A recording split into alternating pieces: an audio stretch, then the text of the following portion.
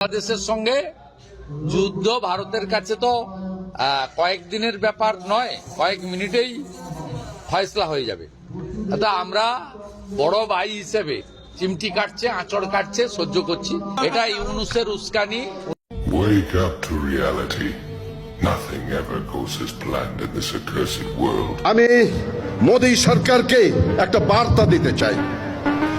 মোদীজি, অমিতজি এবং রাজনাথ সিংজি, আপনারা বাংলাদেশ সেনাবাহিনী যেটা দেখেছেন ৭২ সালের সেই সেনাবাহিনী এখন আর নাই। আমরা এখন যুদ্ধোপযোগী এবং যে কোনো শত্রু মোকাবেলায় প্রস্তুত।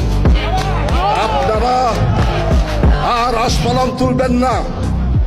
ইস্টার্ন সেক্টর, ইস্টার্ন কমান্ড গোছানোর ভয় আমাদেরকে দেখাবেন না।